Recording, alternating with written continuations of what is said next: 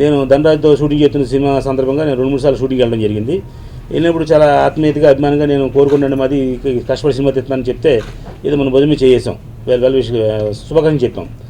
దానికి పాపం చాలా కష్టపడి అయినా ఒక 80 లక్షల నుంచి ₹1 కోటి వరకు బడ్జెట్ పెట్టి ఒక చిన్న సినిమా తీశారు. ఆ చిన్న సినిమా తీసే ముందు పరిచయం అయినప్పుడు రోజునే మనం నోట్లో ఆకుపెట్టిన బాగోదని ఉద్దేశం ఆయనకి బాగా చేయండి, జాగ్రత్తగా చేయండి అని చెప్పాను తప్ప ఏం సలహా చెప్పలేకపోయాం. ఎందుకంటే అప్పటికి 70% 80% షూటింగ్ అయిపోయింది. దాని తర్వాత ఆయనకి 2 చేదు అనుభవాలు కూడా జరిగినాయి. ఒకటి ఆర్తి అగర్వాల్ ఇలా షూటింగ్ పూర్తయిన తర్వాత చనిపోవడం, అలాగే ఎంఎస్ నాన్న గారు కూడా షూటింగ్ పూర్తయిన తర్వాతే చనిపోయారు. అయినా కూడా ఆయన వ్యయ ప్రయాసాలను కష్టపడి డబ్బులు తెచ్చి సినిమాని పూర్తి చేసి ఒక నిర్మాతగా శభాష్ అనిపించుకున్నాడు. కానీ ఇవాళ సినిమా తీయటం ఎంత కష్టమో రిలీజ్ చేయడానికి 2 ఇంతలు కష్టం. ఇప్పుడు మీడియా మిత్రులుగా మీ అందరికీ తెలిసిన విషయం ఇది. కానీ మీ ద్వారా మిగతా కొత్త నిర్మాతలందరికీ తెలియడం కోసమే ఇవాళ మేము గెస్ట్ రావడం జరిగింది. ఇప్పుడు ఇతను గణేష్ అని అతను వాళ్ళ కోరుకొండ గ్రామంలో ఏదో వ్యాపారం చేసుకుని ₹4 సంపాదించి ఎవరో ఓ దర్శకుడో లేదా ఇంకో ఫ్రెండో సినిమా తీస్తే బాగుంటుంది అని సలహా చెప్తే మంచిది కదా ఉద్దేశంతో వచ్చారు. ఇతను రాంగ్ ట్రాక్ ఎక్కడ నడిచారు, ఏ కష్టం జరిగింది ఆయన భాషలో చెప్తారు. ఆయన అది నాకు తెలియదు కాబట్టి. కానీ ఒక నిర్మాత రేపు 1వ తారీఖు రిలీజ్ చేయాలని సంకల్పించి వచ్చారు. నేను చెప్పాను 1వ తారీఖు వద్దండి, ఏప్రిల్ 1వ తారీఖు 14 సినిమాలు అనౌన్స్ చేశారు డేట్లు. ఈ 14లో 10 మంది వస్తారా 9 మంది వస్తారో తెలియదు, కానీ మొత్తం మీద సినిమాలు మాత్రం 14 అనౌన్స్ చేశారు. అంటే డేట్లు వేసారు. డేట్లు వేసి సినిమాలు 14 వస్తున్నాయి. మీరు ఈ సందర్భంలో రిలీజ్ చేయడం కష్టం, వద్దు. 8వ తారీఖున పవన్ కళ్యాణ్ సినిమా రిలీజ్ ఉంది. ఎవరు ఎంత గొప్పగా ఉన్నా కూడా ఇందులో సినిమా తీసేస్తారు, కాబట్టి ఆగండి అని చెప్పాను. కానీ ఆయన చాలా బాధపడుతూ విచారం వ్యక్తం చేసి చెప్పింది ఏంటంటే, సంవత్సరం అయింది సార్ సినిమా తీసి, నేను ఎన్నో కష్టపడి సినిమా తీశాను, నేను మా ఊరు వెళ్ళి సినిమా తీశాను, అట్లీస్ట్ మంచితో చెడ్డతో సినిమా తీశాను చెప్పుకుంటూ కూడా అవకాశం లేకపోయింది. కాబట్టి ఏ పరిస్థితుల్లోనే మా సిద్ధాంత్ గారు టైం పెట్టారు కాబట్టి 1వ తారీఖు సినిమా రిలీజ్ చేయాలి, మీ చేతిలో పెడుతున్న సినిమా అన్నారు. నా చేతిలో పెట్టదు ఏం వద్దండి, మీ వెనకాల నుంచి మీకు చేతనే సహాయం, మాట సహాయం చేస్తాను తప్ప నేను ఏ సహాయం చేయనని చెప్పాను. ఎందుకంటే ఈయన చాలామంది డిస్ట్రిబ్యూటర్ దగ్గరికి వెళ్ళారు, చాలామంది ప్రొడ్యూసర్ దగ్గరికి వెళ్ళారు, చాలామంది రిక్వెస్ట్ చేశారు. ఆయన చెప్తారు మాటల్లో. నేను ఒకటి చెప్పాను, ఇప్పుడు మీ దగ్గర డబ్బు పోయింది, మళ్ళీ మీ దగ్గర డబ్బు దొరకడం కోసం వేరే వాళ్ళు ఆలోచన కరెక్ట్ కాదు. కాబట్టి మీ దగ్గర డబ్బులు ఏమున్నాయి మీ చేతితో పట్టుకోండి, నేను ఏం చేయాలో మీ సలహా చెప్తాను. మీ పిఆర్ఓ ఉన్నాడు, మీ సినిమా పనిచేసిన డైరెక్టర్ ఉన్నాడు, అందరూ ఉన్నారు. కాబట్టి ఒక టీం వర్కర్ అండి, అందరికీ మా చేత నేను మాట సాయం చేస్తామని చెప్పాం. ఎందుకంటే నేను కూడా ఇలాగే ఇతనిలాగే ఒక 10 సంవత్సరాల క్రితం వచ్చి డబ్బు పోగొట్టున్న నిర్మాతను నేను. అంటే ఒక 70 సినిమా తీసినారు, మనకు అనుభవించింది కాబట్టి వీళ్ళ సీనియర్ నిర్మాతను అయ్యాం. కాబట్టి ఇలాంటి కొత్త నిర్మాతలు బలైపోతున్నారు. దీనివల్ల ఇండస్ట్రీ ఏముందంటే, సినిమా ఫీల్డ్ అంటే భయం, చెడ్డది, లేదా అక్కడికి వెళ్తే నాశనం అయిపోతారు, అక్కడికి వెళ్తే ఇలాంటి అలవాట్లు పడతాయి అని ఇండస్ట్రీ మీదే బ్యాడ్ సృష్టించే పరిస్థితి వచ్చింది. కాబట్టి కొత్త నిర్మాతలు నేను ఇచ్చే ఉచిత సలహా ఏంటంటే, సినిమా తీయొద్దు అని చెప్పే అధికారం ఎవరికి లేదు. మీ ఇష్టం, మీ దగ్గర డబ్బుని సినిమా తీసుకోండి. కొద్దిగా అవగాహన, ఒక 6 నెలలు అవగాహన చేసుకుని సినిమా తీయండి. ఇప్పుడు మనం ఏదైనా ఒక వస్తువు కొనే ముందు కూడా మనం 4 సార్లు వెనక ముందు తిప్పి మనం చెక్ చేసుకుంటాం కదా, అలా ఒక సినిమా తీస్తున్నారు కదా, సినిమా తీయండి. సినిమా తీసే ముందు ఒక 6 నెలలు వాట్ ఈజ్ వాట్, సినిమా అంటే ఏంటి, ఫిల్మ్ అంటే ఏంటి, డిజిటల్ ఏంటి, ఇంకోటి ఏంటి, షూటింగ్ ఏంటి, పోస్ట్ ప్రొడక్షన్ ఏంటి, ఇది తెలుసుకోండి. దీనికి ఇన్స్టిట్యూట్లు ఉన్నాయి, లేదా సీనియర్ నిర్మాతలు ఉన్నారు, లేదా మీకు తెలిసిన కూడా ఫ్రెండ్ ఉంటాడు, ఆ ద్వారా తెలుసుకుని అప్పుడు సినిమా తీయండి. అప్పుడు సినిమా తీస్తే అప్పుడు కూడా లాస్ వచ్చింది అనుకోండి, మీ దురదృష్టం. అని ఏమీ తెలియకుండా ఏదో వ్యామోహంతో ఆశతోటి మీరు వచ్చి సినిమా తీసి మీరు నాశనం అయిపోవడం కాకుండా మీ వల్ల మేము కూడా నాశనం అయిపోతున్నాం. దానికి ఉదాహరణ ఏంటంటే, మేము రెగ్యులర్ ప్రొడ్యూసర్, మేము సినిమాలు మీకోసమే వచ్చేప్పటికి సినిమాల మీదే బతుకుతున్నాం. మేము కోటపల్లి సినిమా తీస్తే ఓ 10% లాభం ఆశించి సినిమా తీస్తున్నాం, అంతేగాని దేశానికో లేదా కళాంతరాలకు సేవ చేయడానికి మేము రాలే ఇక్కడికి. కాబట్టి రెగ్యులర్గా తీసే సినిమా వాళ్ళకి మార్కులు లేకుండా పోతుంది. అందువల్ల కొంచెం కొద్దిగా అవగాహన చేసుకుని ఒక 6 నెలలు ఎక్స్పీరియన్స్ చేసుకుని అది చెప్పే మాట కరెక్టా కాదా, నిజమా కాదా అని తెలుసుకుని మీరు సినిమా తీయమనే కోరుతున్నాం. సినిమా తీయద్దని చెప్పే అధికారం ఎవరికి లేదు. కాబట్టి సినిమా తీసే ముందు అవగాహన చేస్తేనండి. కానీ ఒక గణేష్ లాంటి నిర్మాత ఈవేళ ఇండస్ట్రీలో ఒక 80 లక్షల కోట్ల రూపాయలు నష్టపోతుంటే బాధపడలేక ఈవేళ అతనితో కష్టాన్ని షేర్ చేసిన కోసం ఇక్కడ రావడం జరిగింది. నిర్మాతకి ఏ స్వార్థం లేదు, ఒక నిర్మాత పేరు కోసం సినిమా తీస్తున్నాడు, అతను పేరు కోసం డబ్బు పోగొట్టుకుంటున్నాడు. సినిమా షూటింగ్కి 5 గంటే 4:30 వచ్చి సెట్లో కూర్చుంటాడు, రాత్రి 12 తర్వాత అందరూ 8 వెళ్తాడు. అంటే ఒక పెద్ద పాలేరులాగో ఒక పెద్ద ప్రొడక్షన్ మీద అంటాడో ప్రొడ్యూసర్ తప్ప అతను ఏం అనుభవించేది, ఏం ఎంజాయ్ చేసేది లేదు. ప్రతి రూపాయి అతను తేవాల్సిందే, ప్రతి రూపాయి అతను పోగొట్టుకోవాల్సిందే. టెక్నీషియన్ అనేవాడు కష్టపడి డబ్బు ఇస్తారు, ఆ డబ్బుతో అతను 10 రూపాయలు తప్పిస్తారు, ఎక్కువిస్తారు, డబ్బు ఇస్తారు, అతను సాటిస్ఫై పని చేస్తాడు, లేకపోతే పని చేసిన దాన్ని కష్టం పోయింది అనుకుంటాడు తప్ప అతనికి అది నష్టపోయేది లేదు. కానీ నిర్మాత అనేవాడు అన్ని విధాలు నష్టపోతున్నాడు. ఈ నిర్మాత వల్ల ఇతని ఫ్యామిలీ వల్ల వాళ్ళకి అప్పిచ్చిన బంధువులు ఇలా కుటుంబాలన్నీ నాశనం అయిపోతున్నాయి. కాబట్టి కొత్తగా వచ్చే నిర్మాతలకి చేతులెత్తి నమస్కారం పెడుతున్నాం, అవగాహన చేసుకుని సినిమా తీయండి. కొంచెం సుత్తైనా మీరు భరించాలి, తప్పదు, ఎందుకంటే ఇంపార్టెంట్ విషయం కాబట్టి.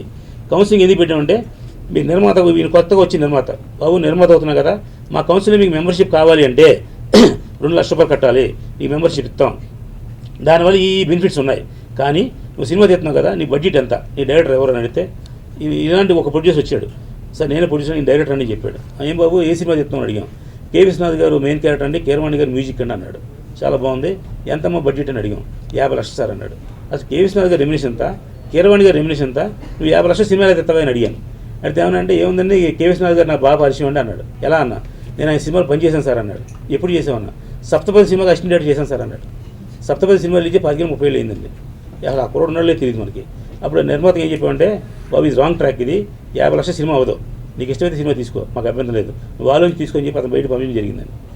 నేను బట్టబట్టల మోహన్ గారు ఇంకో వ్యక్తి ముగ్గురు మేము ఇంటర్వ్యూ తీసుకుని నేను బయటకు వచ్చి బాత్రూమ్కి వెళ్తుంటే ఇదే ఛాంబర్ దగ్గర ఆ డైరెక్టర్ నన్ను తాగేసి, ఏంటి సార్ ఇది మీకు మర్యాదగా ఉందా మీకు, మీ ఆఫీస్కి నేను 4 సార్లు వచ్చి మేము సినిమా ఛాన్స్ అడిగాను, మీరు ఇవ్వలేదు నాకు, మీరు ఎన్నోసార్లు మీరు వచ్చాను, మీరు నాకు ఏం చేయలేదు, మీరు నాకు, నేను కష్టపడి నేను ఆ ఊరిల్లి అతను ఏదో సెట్ చేసుకుని ఆయనకు బోళ్ళని ఖర్చు పెట్టి మందు కొట్టి పార్టీ ఇచ్చి నేను చేస్తే అతను సెట్ చేసుకుంటే వేళ వచ్చిన చెడగొడతారు, మీరు ఏమనుకుంటున్నారు సార్ అని నన్ను మాత్రం అంటే కొట్టలేదు కానీ కొట్టేది పై చేశాడు.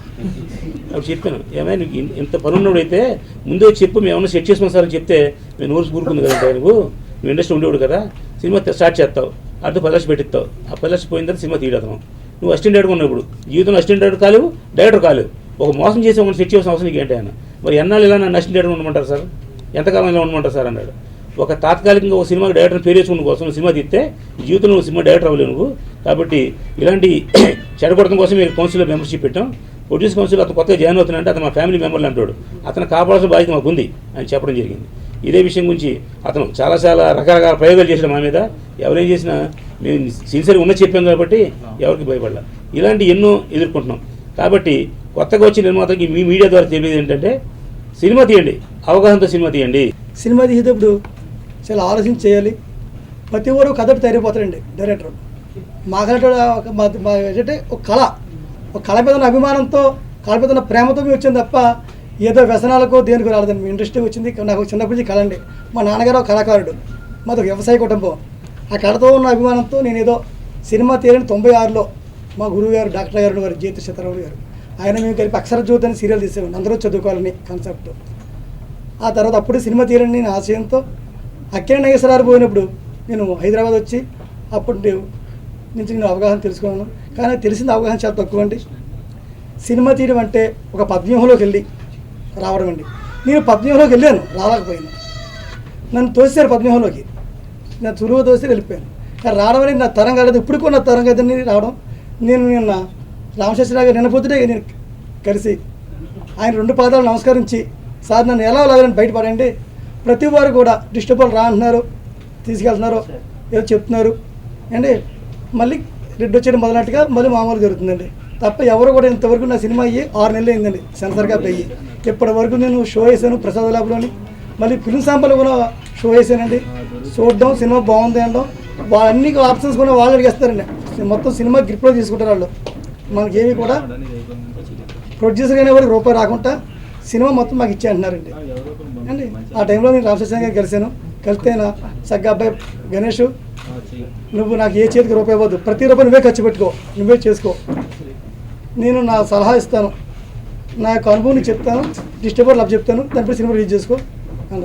సార్ నేను ఏప్రిల్లో 1 సినిమా రిలీజ్ చేయాలనుకున్నాను సార్, సెంటిమెంట్గా నాకు ఏప్రిల్ 1 చేయాలంటే, సార్ నేను ఇష్టమయ్యా, నేనైతే ఏప్రిల్లో 1 వేయద్దు అన్నాను, నేను వేస్తాను కాబట్టి ఇష్టం, అది నీ ప్రొడ్యూసర్గా నీ యొక్క అభిప్రాయం చేసుకుని అని చెప్పారు ఆయన.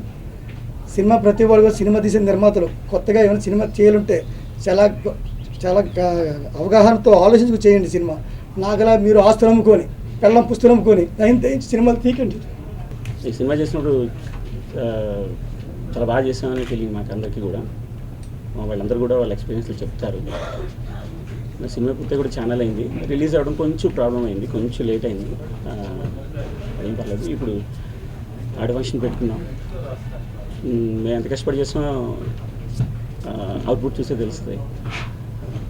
రేపు రిలీజ్ అయిన తర్వాత కూడా ప్రేక్షకులందరూ మా సినిమాని ఆదరిస్తారని చెప్పి నమ్ముతున్నాను. Thank you sir. అమ్మాయి ఎవరు దీంట్లో లీడ్ రోల్ చేశాను, నేను మిత్రా కలిసి చేశాను దీంట్లో.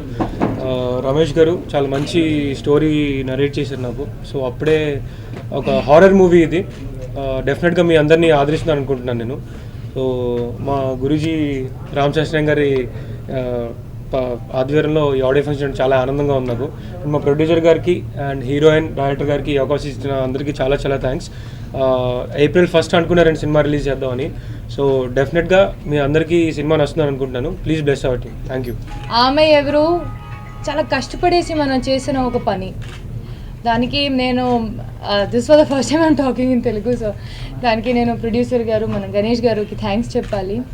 రమేష్ గారికి ఎంత మంచి అవకాశం ఇచ్చినందుకు థ్యాంక్ యూ చెప్పాలి. Anil was a very supportive co-actor who helped me to complete this movie with full energy. So I thank Anil and all other girls who have been the part of the film. Priya, there are 2 girls and the very close connective character in the movie. Yeah, when you talk about Aame Evaru, it's like who is she? So it is going to be a horror, thriller and a suspense type of a movie that you come and see. I hope when you see the movie, you enjoy it. We are on the floors, April 1st. ఆమె ఎవరు movie చూసినట్లయితే director Ramesh గారు కూడా నాకు ఆయన ఎప్పటికప్పుడు shooting చేస్తున్న టైంలో ఫేస్బుక్ ద్వారా నాకు ఇంటిమేషన్ ఇస్తుంటే చూశాను, క్లిప్పింగ్స్ చూశాను. ఈరోజు అన్నీ కూడా క్లిప్పింగ్ చూశాను. చాలా హార్డ్ వర్క్ చేశారు, గుడ్. ఇంతకుముందు నిర్మాత గారు మాట్లాడారు, రామ్ సత్య గారు కూడా చెప్పారు సినిమా కష్టాలు చాలా క్లియర్గా. రామ్ సత్య గారు 2003లోనే నేను ఫస్ట్ సినిమా తీస్తున్నప్పుడు కూడా సేమ్ ఇవే చెప్పారు. ఆర్టిస్ట్ హీరోగా ఎన్నో సినిమాలు చేశాడు, మిత్ర నైస్. అండ్ ఈ సినిమాలో ఇంకా గొప్ప ఏంటంటే ఇద్దరు ప్రముఖులు లెజెండ్స్ వారి సినిమాలో నటించి ఎంఎస్ నారాయణ గారు కానీ ఆర్తి అగర్వాల్ వాళ్ళు ఆర్తి కానీ ఆమె ఒక లెజెండ్ సినీ పరిశ్రమలో ఎన్నో గొప్ప సినిమాలు చేసింది ఆ అమ్మాయి ఇందులో నటించడం. అదేవిధంగా ఎంఎస్ నారాయణ ఎంతో గొప్ప కమేడియన్, ఆయన కూడా ఈ సినిమాలో నటించడం ఈ సినిమాకి ప్లస్ అవుతుంది.